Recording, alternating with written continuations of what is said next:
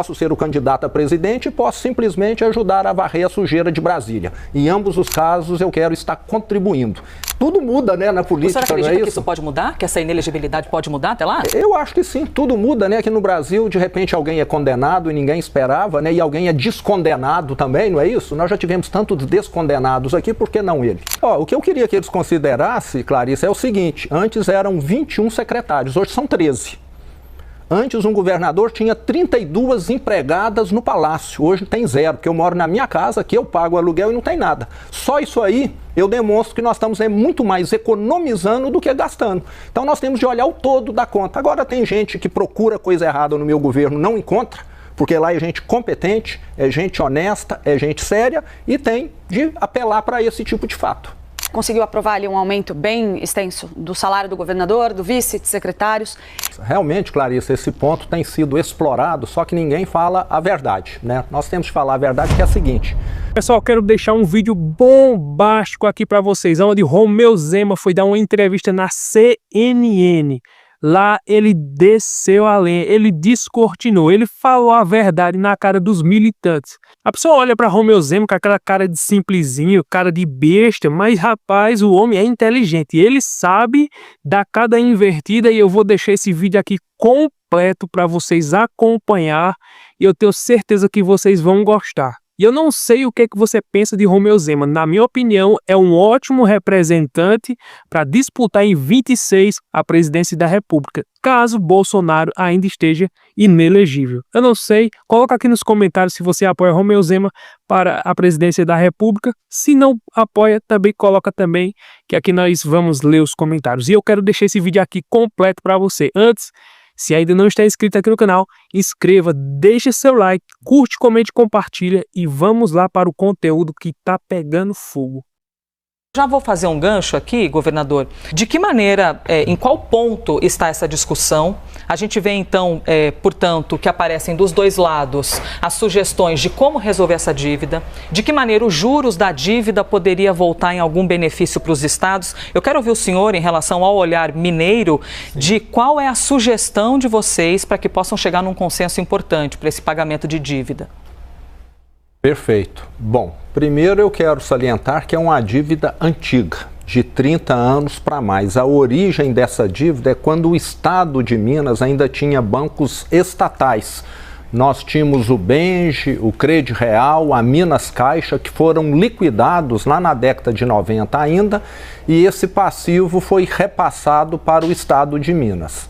E de lá para cá, o Estado pagou boa parte dessa dívida, mas a correção dela é que tem causado problema, porque ela tem uma correção hoje de inflação mais 4%. Se a economia do Brasil todos os anos crescesse 4% ou mais, seria viável. Mas o problema é que a economia não cresce nesses 4% e a dívida tomou uma proporção com relação ao tamanho da economia de Minas que se tornou impagável. E vale lembrar que esse problema não é exclusivo de Minas. Nós temos o Rio Grande do Sul, temos o Rio de Janeiro e temos Goiás. E lembrando que são estados importantes, estados que ajudam o Brasil a exportar, que tem uma balança comercial muito positiva, que contribuem com a arrecadação federal e que nós temos de ser realistas. Ou nós vamos ter um tratamento especial para essas dívidas monstruosas, ou esses estados não são viáveis. Eu estou à frente do estado de Minas. Toda economia que é possível tem sido feita no meu governo, a começar por mim, governador, que faço questão de dar o exemplo, mas o que nós estamos vendo não é possível pagar IPCA mais 4% sobre 160 bilhões de reais. Certo, então o senhor considera que deve haver um olhar diferenciado em relação aos estados que estão mais endividados para conseguir resolver essa situação? Eu vejo, Elisa, que o tratamento tem que ser semelhante àquilo que ocorre no setor privado. Existe a recuperação judicial no setor privado.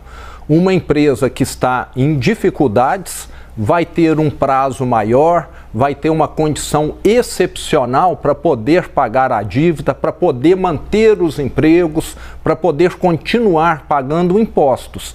E nesses estados que no passado tiveram vários problemas, vale lembrar que eu herdei essa dívida, eu não fiz R$1 dessa dívida, essa dívida foi toda herdada, até porque na minha gestão o estado já não tinha acesso a nenhuma linha de crédito.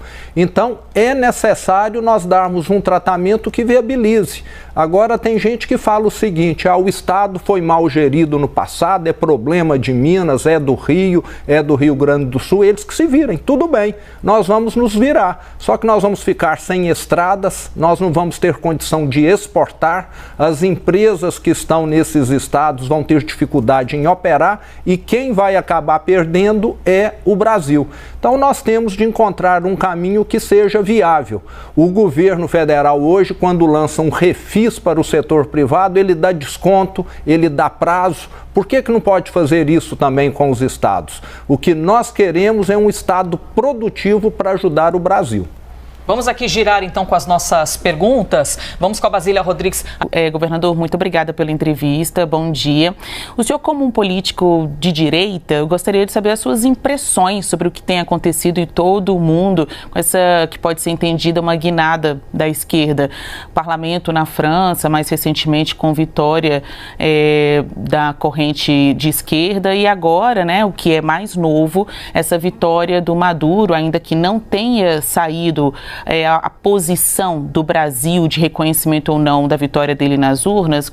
Como que o senhor vê essa vitória do Maduro na Venezuela e essas movimentações da esquerda em todo o mundo? A gente está às vésperas das eleições nos Estados Unidos, onde correntes progressistas veem aí uma possível vitória da Kamala Harris. O senhor, como um político de direita, um mineiro, não pode comer quieto nessa pergunta agora, tem que dar a resposta. Qual a sua avaliação para as repercussões aqui do Brasil? Bom, primeiro, bom dia, Basília. Essa eleição na Venezuela realmente é preocupante. Parece que há uma falta de transparência.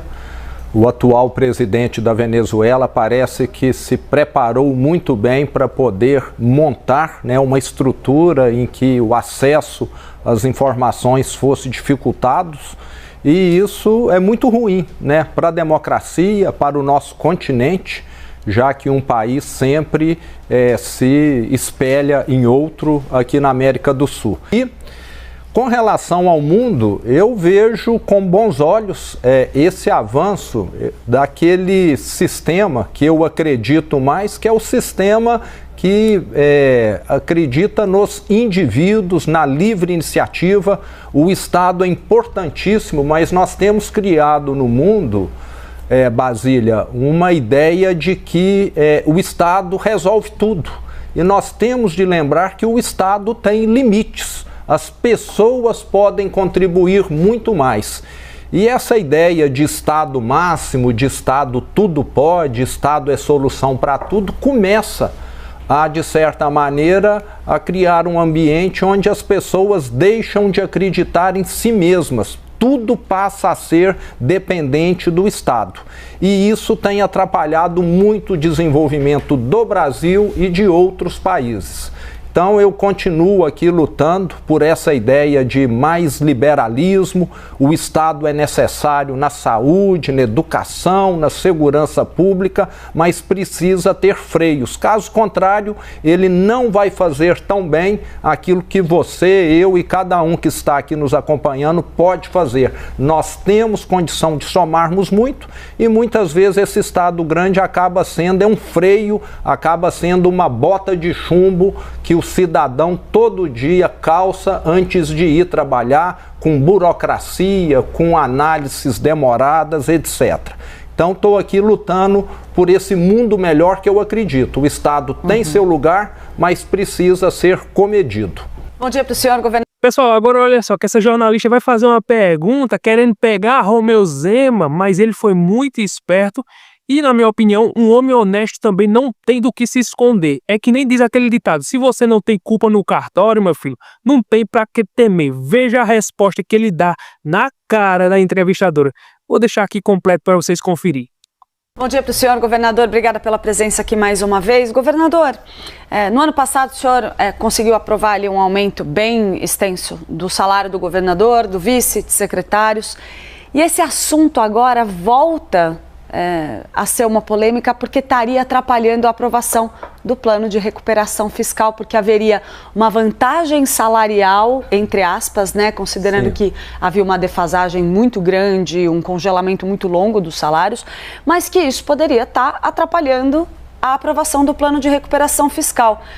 Considerando o quanto isso já serviu de munição para a oposição ao senhor, o senhor acha que talvez o custo político desse reajuste tenha sido alto demais? Como que o senhor avalia agora esse cenário e principalmente o fato disso estar sendo usado para colocar em discussão essa aprovação do plano? Perfeito, Clarissa. Realmente, Clarissa, esse ponto tem sido explorado, só que ninguém fala a verdade, né? Nós temos que falar a verdade, que é a seguinte: um secretário de Estado de Saúde, de Educação em Minas, ganhava menos do que um secretário municipal de saúde de uma cidade pequena.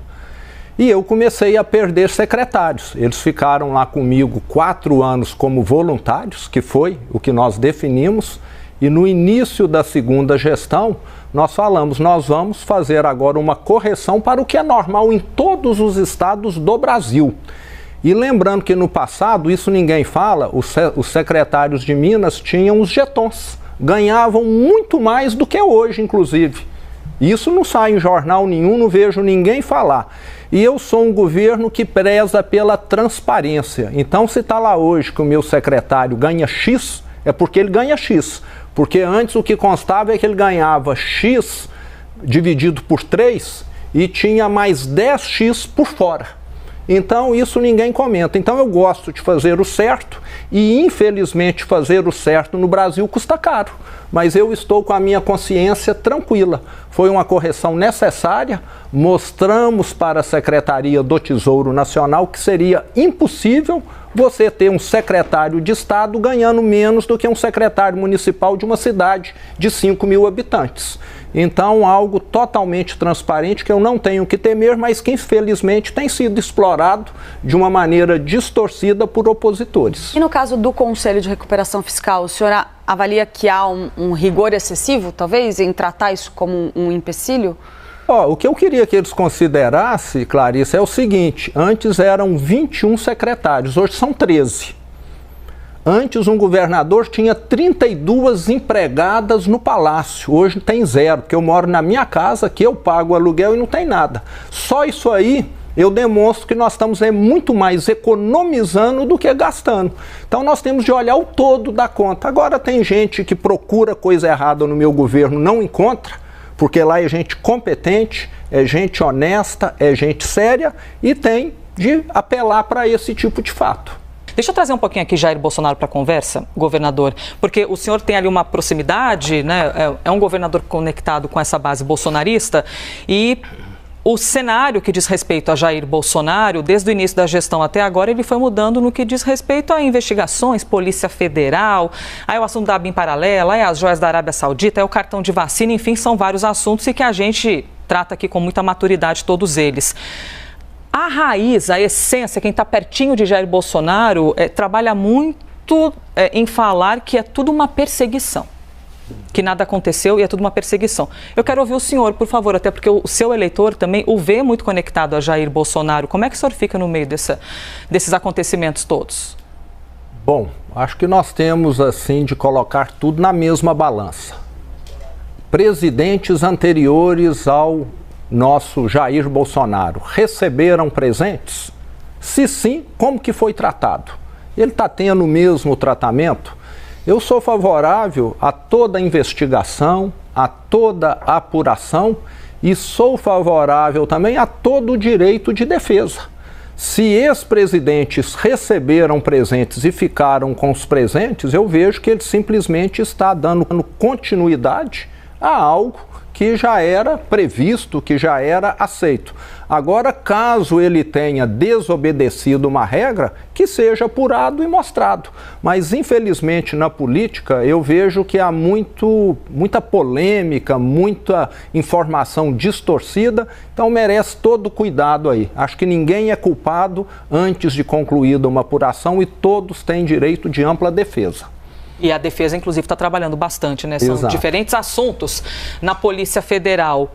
2026, perguntar, não ofende, né, governador? O senhor se vê subindo ali a rampa do Planalto e tudo mais, assim, é um assunto que figura entre uma bolsa de desejos? Bom, o meu histórico político é recente, né? Até os 52 anos de idade eu trabalhava no setor privado, nunca pensei em ser político. Estou encerrando o meu ciclo como governador de Minas em 2026 e uma coisa eu posso te falar, eu estarei participando ativamente da campanha de 2026, apoiando candidatos liberais, que não sei quais serão. Que pode ser o senhor?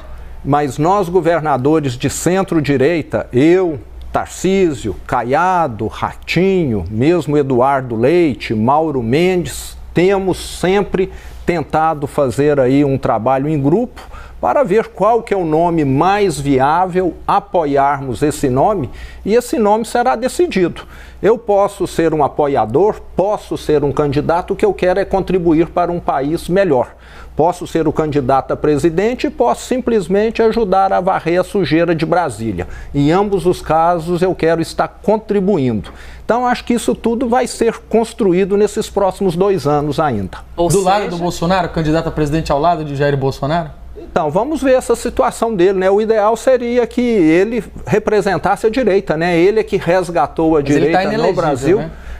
Tudo muda, né, na política. O senhor acredita não é que isso pode mudar? Que essa inelegibilidade pode mudar até lá? Eu acho que sim, tudo muda, né? Aqui no Brasil, de repente, alguém é condenado e ninguém esperava, né? E alguém é descondenado também, não é isso? Nós já tivemos tantos descondenados aqui, por que não ele? Pessoal, não sei o que é que vocês acham sobre o Romeu Zema. Na minha opinião, é um ótimo candidato para disputar em 2026. Tem o Ronaldo Caiado também, tem o Tarcísio de São Paulo, que já disse que não ia se candidatar. Bolsonaro, possivelmente, se tiver elegível, ele vai disputar e eu acredito que ele ganha. Mas eu não acredito que ele vai estar elegível daqui para lá. E, na minha opinião, um forte candidato que deveria representar a direita em 26 é o Romeu Zema. Eu acho ele uma pessoa sensata, equilibrada, eu acho ele uma pessoa honesta e é de direita, né? Não fica flertando com a esquerda. É uma pessoa moderada. A gente não pode escolher pessoas extremistas. Não, tem que ser uma extrema direita. Não concordo com isso não. Tem que ser uma pessoa moderada que pense no Brasil e queira fazer alguma coisa pelo Brasil. Então, na minha opinião, na minha simples e humilde opinião, na minha visão, o Romeu Zema é a pessoa que pode representar, sim, o voto da direita e o Bolsonaro, na minha opinião, deveria apoiar ele também para a presidência da República, lógico. É a pessoa mais sensata que eu vejo hoje, né? Mas, por enquanto, o nome é Bolsonaro. Ele está tentando reverter essa inegibilidade, que eu acho muito difícil. Por quê? Porque com Alexandre de Moraes, com Flávio Dino, Dias Toffoli, então, todo mundo do PT, como é que vai reverter um negócio desse? Não acredito. Infelizmente, o STF está todo aparelhado. Ali é tudo de esquerda e tudo apoiando o governo que aí está. Então, o sistema está lá dentro e não vai deixar Bolsonaro voltar de novo. Eu penso assim, apoio o Bolsonaro, se ele voltar eu voto nele de novo, mas a minha análise, é o que eu penso. Não acredito que o sistema vai deixar fácil para ele voltar. Infelizmente, facilitaram para o cidadão que está agora na presidência, o Lula, facilitaram para ele, né? Anularam as condenações dele, soltaram ele, deram os direitos políticos a ele, deram a Dilma também direitos políticos, ela que sofreu impeachment. Ou seja, então é para nós acreditar e ver que existe ainda uma luz no fim do túnel, né? Mas como a política tem altos e baixos, cada coisa que acontece, cada novidade que acontece a cada dia que passa, que a gente tem que esperar para ver o que vai acontecer, né? A gente não pode falar precipitadamente e nem podemos dizer agora e colocar a sentença. Não, ele não vai disputar e nem colocar a sentença. Não, ele vai disputar. Não. Vamos baixar os ânimos, vamos esperar para ver o que vai acontecer, mas acredito que em 26, se Bolsonaro não vier e ele apoiar Romeu Zema para a presidência, na minha opinião, vai ser um bom representante e com certeza eu voto nele. Se você é de direita, se você dos patriotas. Não quero nem dizer bolsonarista, mas talvez você seja um bolsonarista. Então, inscreva-se aqui no canal, porque o nosso conteúdo, ele tem mais esse viés de direita, patriota, né, conservador. Então, deixa seu like. Deus abençoe poderosamente a sua vida. Curte, comente, se inscreva.